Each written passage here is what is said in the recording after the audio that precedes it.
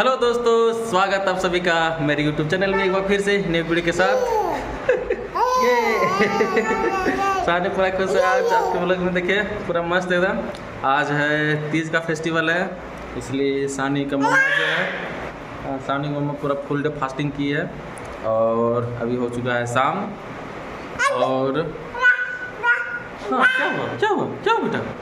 उसके बाद अभी रेडी हो उसके हैं सभी को चलते गए, तो हम लोग नीचे मंदिर में चलते हैं और पूजा करने के लिए चलते हैं। अब जा रहे हैं हम लोग चश्मा पहन के, बहुत शाम भी हो गया है। चलते हैं जल्दी बंद करते हैं। यहाँ पर सभी को तैयार किए हैं यहाँ पर, ये है ना।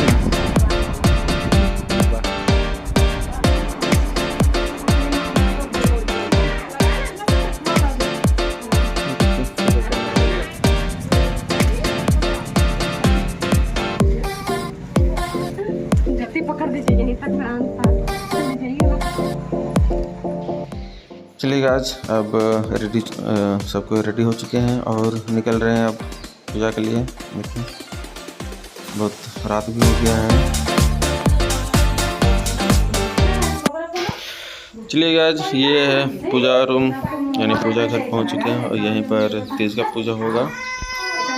तब तक आप लोग को यहाँ का सजावट दिखाते हैं।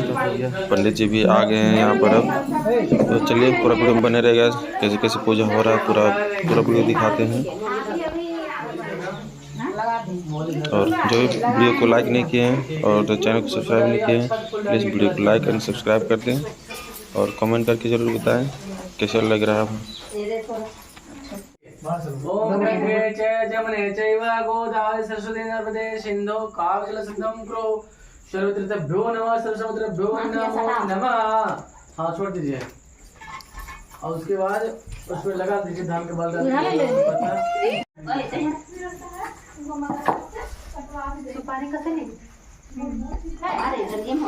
हाँ वही कसली सुपारी दोनों एक ही होता है। डाल के और उसको प्लेट में चावल या कुछ भी रख दीजिए, फल हो।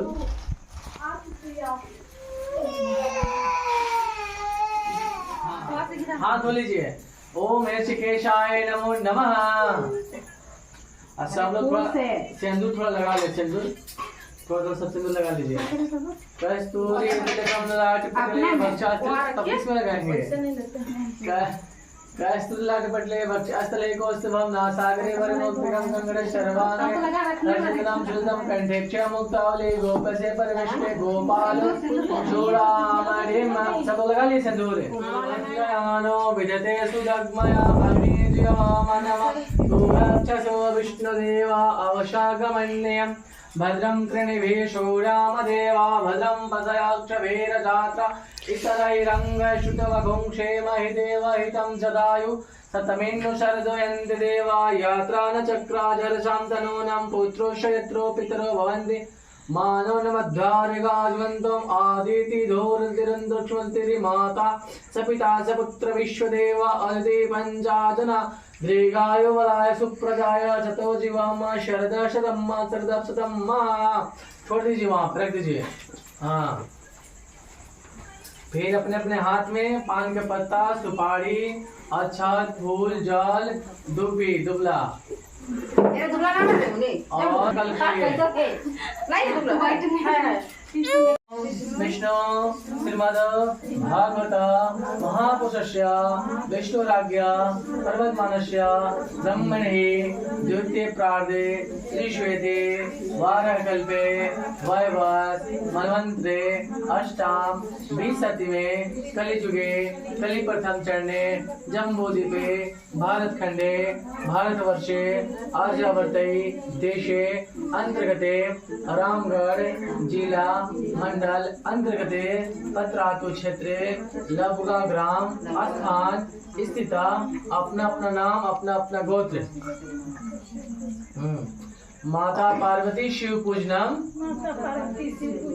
मम सकुटुम्बस्य सपरिवारस्य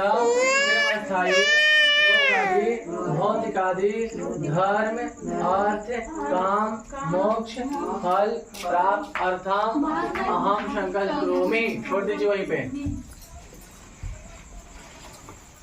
ओम गणपति गंगवामहे प्रणतविद गंगवामहे निधिनंदन निधिपति गंगवामहे। हाथ में ले लीजिए फूल। अच्छा ध्यान कीजिए भोले बाबा का।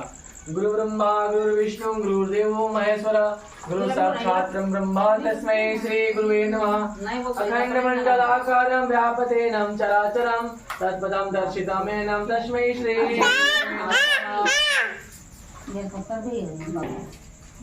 बेल पत्ता से भी ध्यान कर सकते हैं, बेल पत्ता अति प्रिय उनको है ना। हाँ ठीक है, चलिए 3 बार जल छोड़ना है, 3 बार।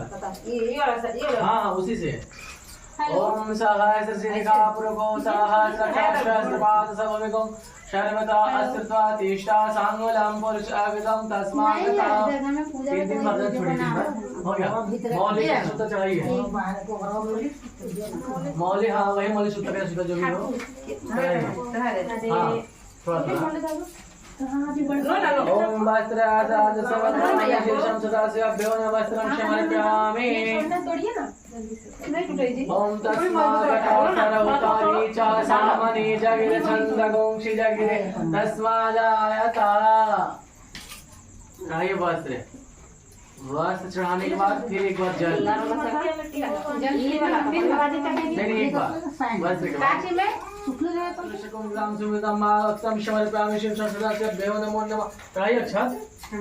हाँ उसके बाद रोड़ी सिंदूर चढ़ाइएगा पार्वती जी को। सिंदूर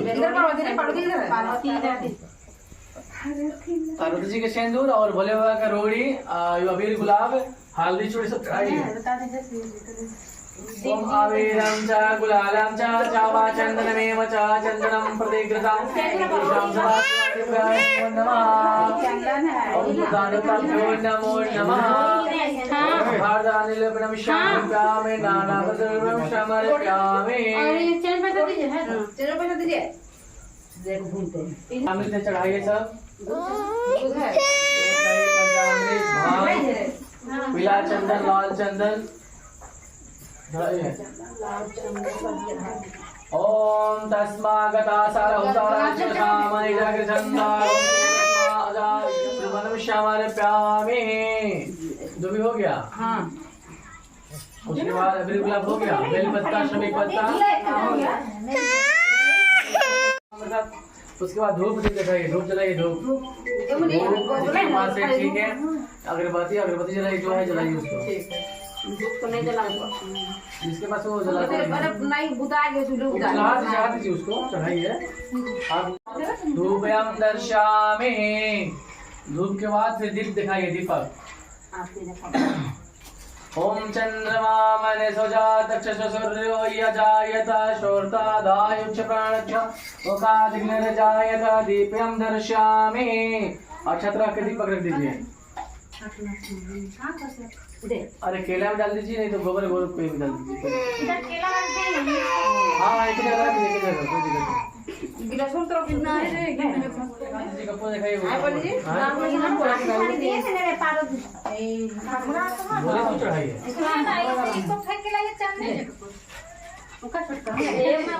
भगवान।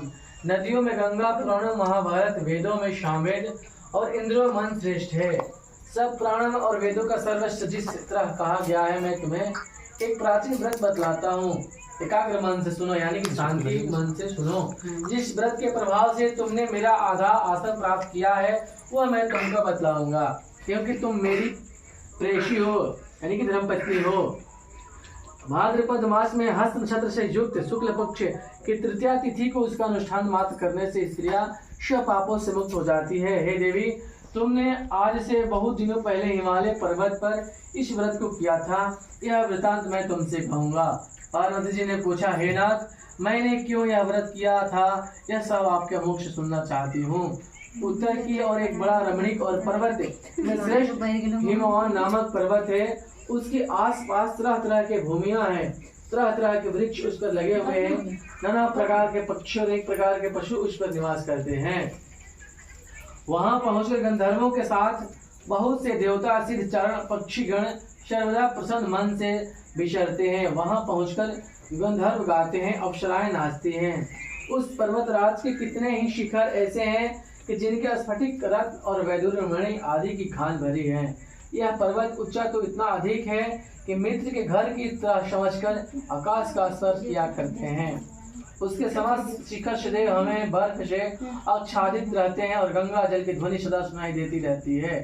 पार्वती, तुमने बाल्यकाल में उसी पर्वत पर तपस्या की थी। 12 वर्ष तक तुम उल्टी टंग कर केवल धुआं पीकर रही। 64 वर्षों तक सूखे पत्ते खाकर रही। माघ मास में तुम जल में बैठी रहती और वैशाख के दोपहरिया में तुम पंचाग्नि तापती थी। श्रावण महीने में जल बरसता तो तुम भूखी प्यासी रहकर मैदान में बैठी रहती थी। तुम्हारे पिता इस तरह के कष्ट सहन को देखकर बड़े दुखी हुए। वह चिंता में पड़ गए कि मैं अपनी कन्या किसको दूं। उसी समय नारद जी वहां आ पहुंचे। मुनि श्रेष्ठ नारद जी उस समय तुम्हें देखने गए थे। नारद जी को देखकर गिरी ने अर्घ्य आसन आदि देकर उनकी पूजा की। हिमवान बोले, हे स्वामी ने, आप किस लिए आए हैं? मेरा अहोभाग्य है, आपका आगमन मेरे लिए अच्छा है। नारद जी ने कहा, हे पर्वतराज सुनो, मैं भगवान विष्णु का भेजा हुआ आपके पास आया हुआ हूँ। आपको चाहिए कि यह योग्य कन्या रत्न किसी योग्य वर को दें। भगवान विष्णु के समान योग्य वर ब्रह्मा, इंद्र और शिव इनमें से कोई नहीं है। इसलिए मैं यह कहूंगा कि आप अपनी कन्या भगवान विष्णु को देवें। हिमवान ने कहा, भगवान विष्णु स्वयं मेरी कन्या ले रहे हैं और आप यह संदेश लेकर आए हैं तो मैं उन्हें अपनी कन्या दूंगा। हिमवान की इतनी बात सुनकर मुनिराज नारद आकाश में विलीन हो गए। वह पीताम्बर शंख चक्र गदाधारी भगवान विष्णु के पास पहुंचे। वहां हाथ जोड़कर नारद जी ने भगवान विष्णु से कहा, हे देवी सुनिए, मैंने आपका विवाह पक्का कर दिया।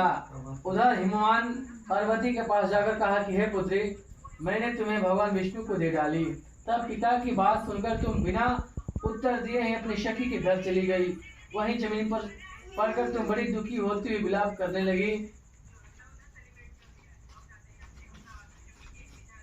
और प्रकार विलाप करती हुई देखकर सखी बोली, तुम इतनी दुखी क्यों हो? इसका कारण बताओ। तुम्हारी जो कुछ भी इच्छा होगी मैं यथाशक्ति उसको पूरा करने की चेष्टा करूंगी, इसमें कोई संशय नहीं। पार्वती बोली, मेरी जो कुछ अभिलाषा है उसे तुम प्रेम पूर्वक सुनो। मैं एकमात्र शिव जी को अपना पति बनाना चाहती हूँ, इसमें कुछ भी संशय नहीं। मेरे इस विचार को पिताजी ने ठुकरा दिया है, इससे मैं अपने शरीर को त्याग दूंगी। पार्वती की इस बात को सुनकर सखियों ने कहा, शरीर का त्याग ना करो, चलो किसी ऐसे वन को चले जहाँ पिता को पता ना लगे। ऐसी सलाह कर तुम वैश्य वन में जा पहुंची। उधर तुम्हारे पिता घर घर तुम्हें खोजने लगे। दूतों के द्वारा भी खबर लेने लगे कि कौन देवता या किन्नर मेरी पुत्री को हरण कर लेके गया है। उन्होंने मन ही मन में कहा, नारद जी को आगे प्रतिज्ञा कर चुका हूँ कि अपनी पुत्री भगवान विष्णु को दूंगा। ऐसा सोचते सोचते हिमवान मूर्छित हो गए। गिरिराज को मूर्छित देखकर सब लोग हाहाकार करते दौड़ पड़े। जब होश आया तब सब पूछने लगे, हे गिरिराज, आप अपने मूर्छा का कारण बताइए। हिमवान ने कहा, आप लोग मेरे दुख का कारण सुने। ना मालूम कौन मेरी कन्या को हरण करके ले गया। ऐसा नहीं हुआ तो किसी काले सांप ने काट लिया या सिंह खा गए होंगे। हाय हाय, मेरी बेटी कहाँ गई? किसी दुष्ट ने मेरी पुत्री को मार डाला। ऐसा कहा वो वायु को झोंकों से कांपते हुए वृक्ष के समान कांपने लगे। इसके बाद हिमवान तुम्हें वन वन खोजने लगे। वह वन भी सिंह, भालू, हिंसक जंतुओं से बड़ा भयानक हो रहा था। तुम भी अपने सखियों के साथ उस भयानक वन को चलती चलती एक ऐसी जगह पर जा पहुंची। एक नदी बह रही थी, उसमें रमणीक तट पर एक बड़ी सी कंदरा थी। तुमने उसी कंदरा में आश्रम बना लिया और मेरी एक बालू का मैं प्रतिमा बनाकर अपने सखियों के साथ निराहार रहकर मेरी अर्थना करने लगी। जैसे आप लोग बालू बनाए ना, वह बालू की प्रतिमा उसको बोलते हैं। जब भाद्रपद शुक्ल पक्ष हस्त युक्त तृतीया तिथि प्राप्त हुई तब तुमने मेरा विधिवत पूजन किया और रात भर जागकर गीत वादी से मुझे प्रसन्न करने में बिताया। उस व्रतराज के प्रभाव से मेरा आसन डगमगा उठा, इससे मैं तत्काल उस आसन पर जा पहुंचा जहां पर तुम अपनी सखियों के साथ रहती थी। वहां पहुंचकर मैंने तुमसे कहा कि मैं तुम पर प्रसन्न हूँ, बोलो क्या चाहती हो? तुमने कहा, मेरे देवता, यदि आप मेरे ऊपर प्रसन्न हो तो मेरे पति बन जाएं। मैंने कहा, तथास्तु। कहकर कैलाश पर्वत पर वापस आने पर तुमने वह प्रतिमा नदी में प्रवाहित कर दिया। सखियों के साथ उस महाव्रत का पालन किया। हिमवान भी तब तक उस वन में तुम्हें खोजते हुए आ पहुंचे। चारों दिशाओं में तुम्हारी खोज करते करते व्याकुल हो चुके थे, इसलिए तुम्हारे आश्रम के समय पहुंचते गिर पड़े। थोड़ी देर बाद उन्होंने नदी के तट पर दो कन्याओं को सोते हुए देखा। उन्होंने देखते तुम्हें छाती से लगा लिया और विलख कर रोने लगे। फिर पूछा, पुत्र, तुम सिंह, व्याघ्र आदि जंतु शिवरे इस वन में क्यों आ पहुंचे? पार्वती ने उत्तर दिया, हे पिताजी, मैंने पहले अपने आप को शिव जी का हाथों सौंप दिया था। आपने मेरी बात टाल दी, इससे मैं यहाँ चली आई। हिमवान संतवान आदि की है पुत्री, मैं तुम्हारी इच्छा के विरुद्ध कुछ नहीं करूँगा। तुम्हें अपने साथ लेकर घर आए और मेरे साथ तुम्हारे विवाह कर दिए। इससे तुमने मेरा अर्धासन पाया। तब से आज तक किसी के सामने मुझे व्रत प्रकट करने का अवसर नहीं प्राप्त हुआ। हे देवी, मैं यह बताता हूँ कि व्रत का हरितालिका नाम क्यों पड़ा। तुमको सखिया हर लेके गई थी, इसीलिए इसका नाम हरितालिका नाम पड़ा। इसे पार्वती जी के सखी जो थी मैं सहेलिया, उनको हर ले गई थी, उनकी साथ ले चली गई थी, उसी नाम पे हरितालिका नाम पड़ा। तो तीज का नाम है हरितालिका नाम है।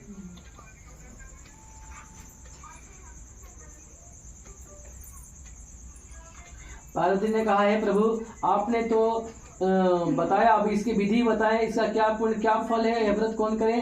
श्री शिव जी पार्वती से कहते हैं, देवी, मैंने समस्त स्त्री जाति की भलाई के लिए उत्तम व्रत बतलाया। जो स्त्री इस स्वभाव की रक्षा करने के लिए ऐतन पूर्वक इस व्रत को करे, केले के खंभे आदि से सुशोभित एक सुंदर मंडप बनाए, उसमें रंग बिरंग के रेशमी कपड़ों से संदो लगाकर चंदन आदि सुगंध द्रव्य से मंडप लिपवाए। फिर शंख वेदम मृदंग आदि बजाते हुए बहुत से लोग एकत्रित होकर तरह तरह का मंगलचार करते हुए उस मंडप में पार्वती तथा शिव जी की प्रतिमा स्थापित करें। उस रोज दिन भर उपवास कर बहुत से सुगंधित फूल, सुगंध और मनोहर धूप, नाना प्रकार के नावेद आदि एकत्र कर मेरी पूजा करें और रात भर जागरण करें।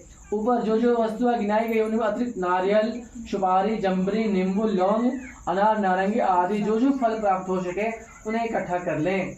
उस ऋतु में जो फल तथा फूल मिले सके विशेष रूप से रखें। इसके बाद ब्राह्मणी आपको नमस्कार है, हे जगदात्री आपको नमस्कार है, हे सिंहवानी, संसार के भय से भयभीत मुझे दिन की रक्षा करे, इस कामना की पूर्ति के लिए मैंने आपकी पूजा की है। हे पार्वती, मुझे राज और सौभाग्य दे, मुझसे प्रसन्न हुए। इन्हीं मंत्र से परम शिव जी की पूजा करें।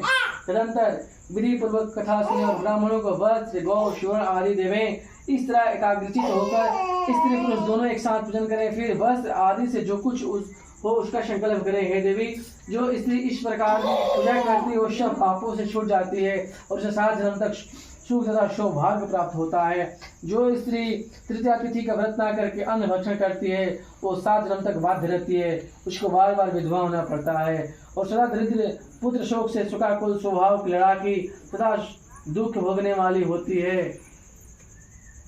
और व्रत ना करने वाले स्त्री अंत में घोर नरक में जाती है। मांसाहार करने वाले बाघनी, दही खाने वाले बिल्ली, मिठाई खाने वाले चींटी, कुछ खाने वाले मक्खी, तीज को अन्न खाने से शुक्री, फल खाने से बंदरिया, पानी पीने से जोंक, दूध पीने से सांपनी, उस रोज सोने से अजगरी और पति को धोखा देने से मुर्गी होती है।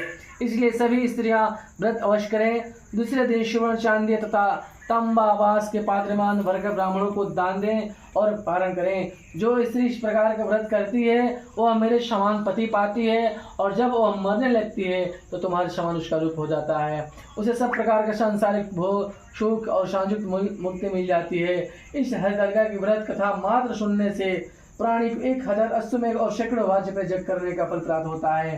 हे देवी, मैंने ऐसे व्रत में उत्तम व्रत बतलाया जिसे करने से प्राणों से सब प्राणी सब पापों छूट जाता है, इसमें कोई संशय नहीं। बोलो शंकर भगवान की जय, माता पार्वती की जय, उमापति महादेव की जय, भक्त मंडली की जय। छोड़ दीजिए और आरती चला आरती। प्रणक्षमुखादिग्निर्जायता कर्पूरे गौरं करुणावतारं संसारसारं भुजगेन्द्रहारं सदा वसन्तं हृदयारविन्दे भवं भवानी सहितं नमामि। जय पार्वती माता मैया, जय पार्वती माता, ब्रह्म सनातन देवी शुभ फल की दाता। ओम जय पार्वती माता, अलिकुल पर निवास निज सेवक त्राता, जग जीवन जगदम्बा हरिहर गुण गाता। ओम जय पार्वती माता, सेवाहन साज लुकड़ रहे साता, देव बंधु जागावत तीर्थ करत गाथा।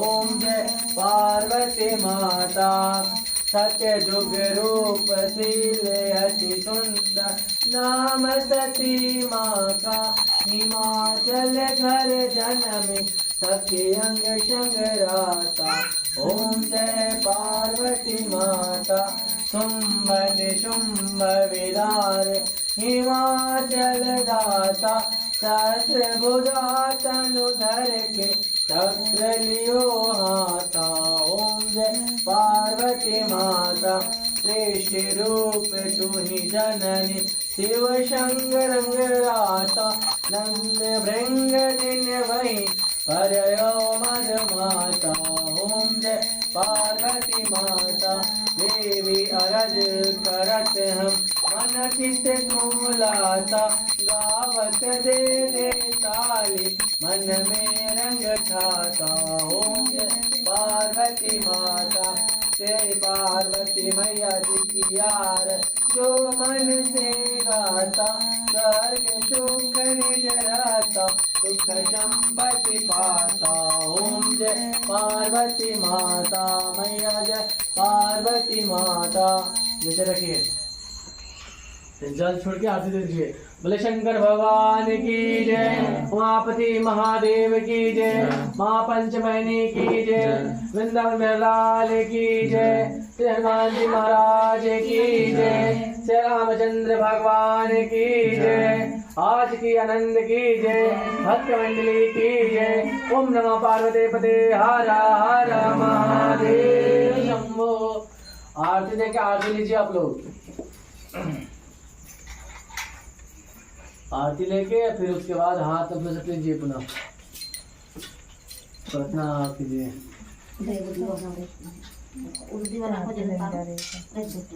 क्षमतम परमेश्वर क्षमतम परमेश्वरी मंत्रहीनम गिराहीनम भक्तिनम सुरेश्वरा भक्तिनम सुरेश्वरी यत्पुष्टं महादेव यत्पुष्टं महादेवी परब्रतस्तमे त्वमेव माता च पिता त्वमेव बन्धु च सखा त्वमेव विद्या द्रविणं त्वमेव सर्वं मम देव देव पापं पापकर्मां पापात्मा पापसंभव त्राय मां पार्वतीनाथो सर्वपापो हरो भव सर्वदुःखो हरो भव सर्वकष्टो हरो भव सर्वरोगो हरो भव शत्रुघ्नो हरो भव। छोड़ दीजिए। ओम छोड़ के प्रणाम कर लीजिए। प्रणाम कीजिए आप लोग। मस्त पटक गोल लगिए। उसके बाद आइए धागा बांधे।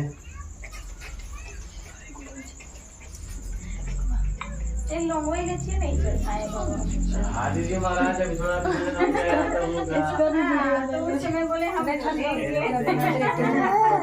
हमने बोल दिया पर आपने सुना नहीं। हमने बोला कि आप चढ़ा दीजिए तो सामग्री आपके पास है, हमने बोला पर आपने सुना नहीं।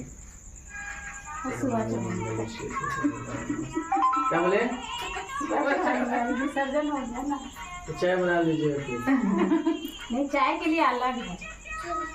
कुछ बना सकते प्रसादी ना हो गया ये गोल से। अरे अपन अपन निश्चय छोड़े धागा बांध दे ना। हां कहां से करनी है? अच्छा धागा बांध दीजिए बाबा दीजिए मोटे बांध दीजिए। हो गया इसको जला देगा। फिर बांधे रखे तो बांधे कौन कहता करना। ठीक ठीक है ना बस बस अपने बांध दीजिए धागा बांध दीजिए। हाँ माला जमीन की इच्छा ही है तब काम करते। आपका इच्छा के खिलाफ भी तो नहीं जा सकते। मोटा बांध ले भाई बांध देते हैं। कौन सा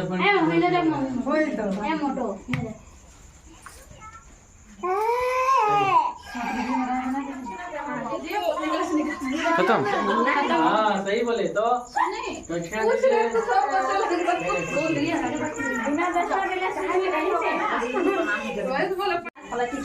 छोड़ दीजिए। हो गया। पूजा करके आ गए सब यहाँ पर कैट वॉक करते हुए। पूजा बहुत अच्छा हुआ लेकिन बहुत ज़्यादा भूख लग रहा है, प्यास भी लग रहा है। क्या करेंगे? चक्कर भी आ रहा है।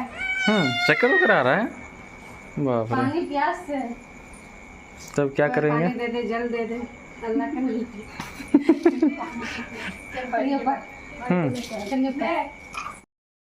चलिए गाइस, अब तो हम लोग का पूजा वगैरह सब कंप्लीट हो गया है और सबको आ भी गया है।